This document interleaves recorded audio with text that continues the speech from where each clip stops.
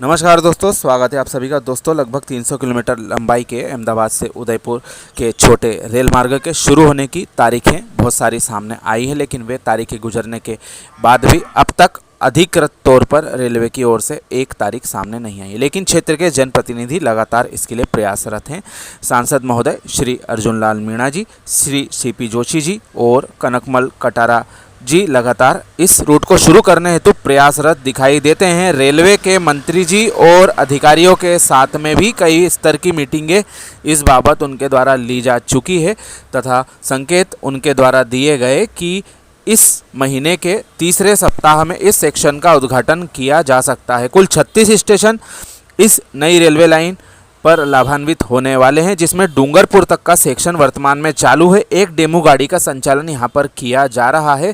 तो हमने जो जानकारी रेलवे बोर्ड से इस सेक्शन पर चलने वाली ट्रेनों के बारे में निकाली थी, तो उसमें यह सामने आया था उनके द्वारा 3 ट्रेनों को चलाने हेतु स्वीकृति दी जा चुकी है, जिसमें एक उदयपुर असारवा इंटरसिटी, एक जयपुर असारवा गाड़ी और इस डेमू जो डूंगरपुर से असारवा के बीच में चलती है, इस विस्तार करने तथा उक्त 2 नई ट्रेनों के चलाने संबंधी उत्तर पश्चिम रेलवे को दे दिए गए हैं। उनके द्वारा स्वीकृति इस बाबत दे दी गई है तथा आने वाले समय में और भी ट्रेनें इस सेक्शन में शुरू होंगी, जिनके बारे में IRTTC की बैठकों में चर्चा हो चुकी है। उनका संचालन इस रूट पर किया जाना तय है।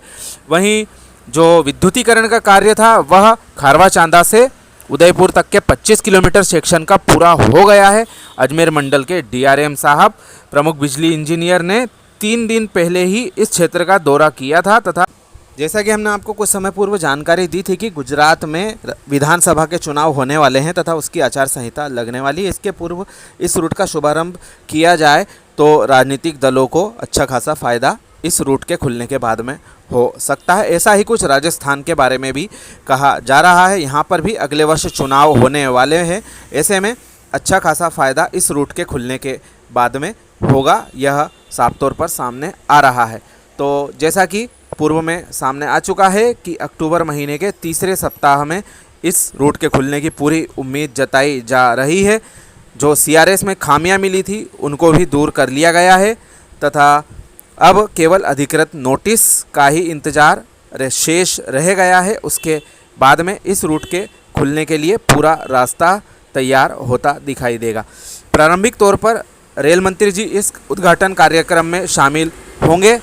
उनके अलावा यदि सब कुछ ठीक रहा तो माननीय प्रधानमंत्री जी की मुख्य उपस्थिति में भी यह कार्य किया जा सकता है, लेकिन अंतिम तौर पर फिलहाल में कुछ नहीं कहा जा सकता है। यह फाइनल प्रोग्राम तय होने के बाद ही साबित होगा। इसलिए हम सभी को जो अधिकृत जानकारी है उसका इंतज़ार है। इस बारे में आप अपनी राय कमेंट के माध्यम से ज़रूर दें। आप सभी का धन्यवाद।